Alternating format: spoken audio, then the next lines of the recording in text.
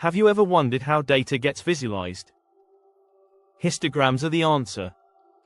They help us see how frequently values occur in different ranges. A histogram is a type of bar graph. It displays the distribution of numerical data. Each bar represents a range of values, known as a bin. The height of each bar shows how many data points fall into that range. Let's break it down into steps. First, collect your data. This could be test scores, ages, or temperatures. Next, decide on your bins. Bins group the data into intervals, like 0, 10, 1, 120, and so on. Then, count how many data points fall into each bin. This frequency count determines the height of each bar. Now, plot the data on your graph. The x-axis represents the bins. The y-axis shows the frequency. Each bar's height reflects how many values fit into that range. To better understand, imagine this scenario. You survey 30 students about their ages. You find most are between 10 and 20. Your histogram would show a tall bar in that range, indicating high frequency. In summary, histograms are powerful tools for visualizing frequency distributions. They help you understand data at a glance. Ready to create your first histogram? Gather your data and start visualizing. To begin your journey with histograms, start by gathering your data. For example, you might want to collect the ages of your classmates, the number of books each person reads in a month, or even daily temperatures recorded over a week.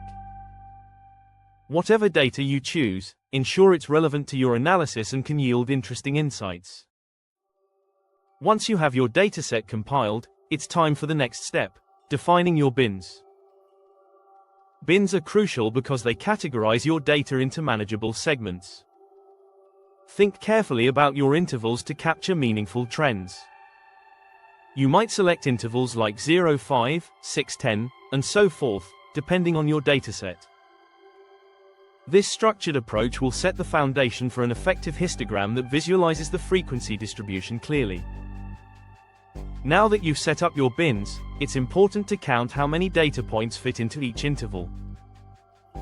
For example, if you're working with age data, go through your collected ages and tally how many students fall into the 05 age range, then the 610 range, and so on. This frequency count is essential, as it informs the height of each bar you'll eventually plot on your graph. The goal here is to create a clear visual representation of your data, providing insights into which ranges contain the most values. With your counts nicely organized, you're ready to move on and start plotting your histogram. On to the next part, it's time to get your graph ready.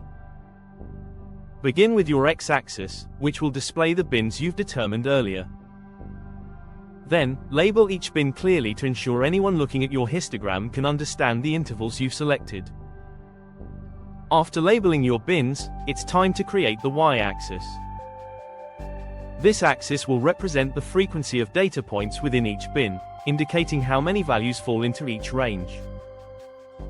It's essential to scale your y-axis properly so that the tallest bar fits within the graph while still making all other bars easily comparable. Choose an appropriate maximum value for the y-axis based on your frequency counts to ensure clarity in your visualization. Once both axes are set up, you're ready to draw the bars. Histograms serve as essential tools in data analysis, allowing us to visualize information effortlessly and derive conclusions quickly. They are not just simple graphs. They effectively represent the frequency distribution of various datasets, making them invaluable for students, researchers, and professionals alike. Embrace the power of histograms and start transforming raw data into meaningful insights today.